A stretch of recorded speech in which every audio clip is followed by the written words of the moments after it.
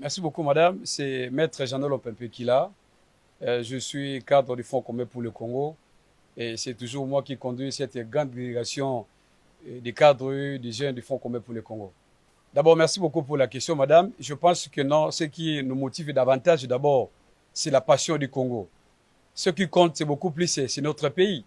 Comme vous le savez très bien, nous sommes une plateforme politique de son Excellence Joseph Kabila Kabange et que nous avons décidé, avec certains les amis, des cadres comme jeunes, de pouvoir répondre de manière positive à l'appel de son Excellence Monsieur le Président de la République.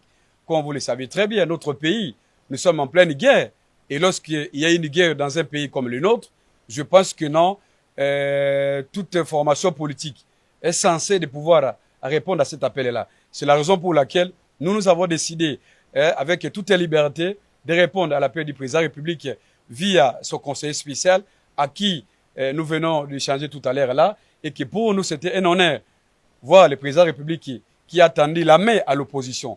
Et cette main tendue là, ce n'est pas une faiblesse, c'est parce que nous avons des problèmes, c'est parce que nous sommes en guerre, et qu'il y allait, nous comme l'opposition, nous comme le Fonds commun pour le Congo, nous poussons également contribuer via nos propositions dans le gouvernement de l'Union nationale.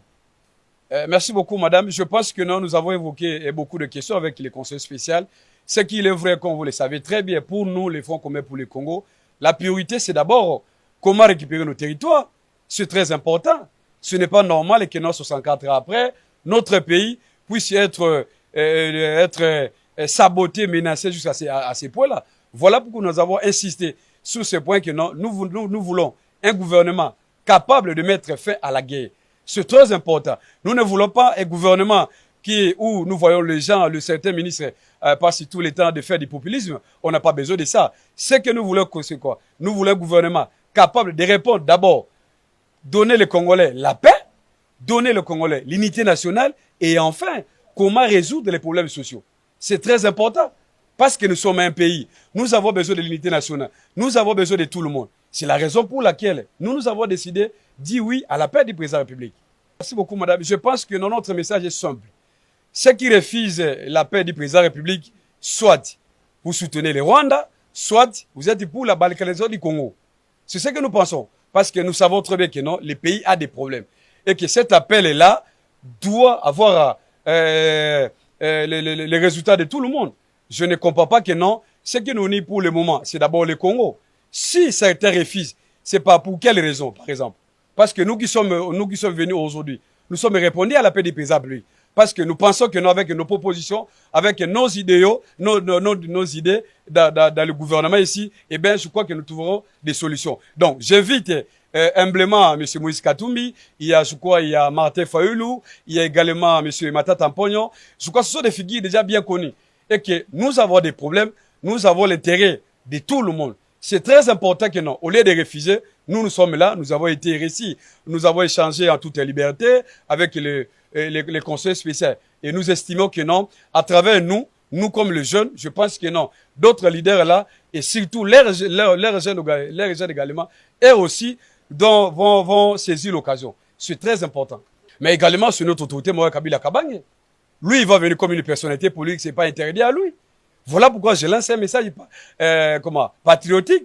Je demande à ceux qui pensent que non, notre autorité morale ne peut pas répondre à l'invitation. Ça, c'est faux. Parce que le combat de Kabila, c'est d'abord la passion du Congo. Et que lorsque le Congo a des problèmes, eh bien, écoutez, le moment est venu pour l'ancien président de la République, lui qui a organisé les élections en 2019, en 2018, pour que nous ayons l'alternance politique, il a aussi intérêt de porter sa contribution. C'est très important, madame. S'il vous plaît, cher ami, vous savez, nous ne pouvons pas répondre à ce genre de questions. Ce qui est important, c'est d'abord le Congo. Vous savez que l'FCC, jusqu'à peu du contraire, après l'événement que je ne vais pas encore rappeler ici à votre micro ici, je crois que nous sommes à un comité de crise. Vous pensez que non, les gens qui sont dans le comité de crise peuvent avoir le courage ou bien le pouvoir juridique de sanctionner les autres? Donc c'est un non-événement. Moi qui vous parle, je crois qu'en 2022, nous avons participé avec mes collègues ici, nous étions à Kingakat, avec l'autorité morale. Donc, ce qui se passe dans les réseaux sociaux, c'est normal, mais ce qui compte, c'est d'abord le Congo, madame. D'ailleurs, pour votre information à la fin, nous sommes venus ici, Kabila Kabange, il est au courant de ça.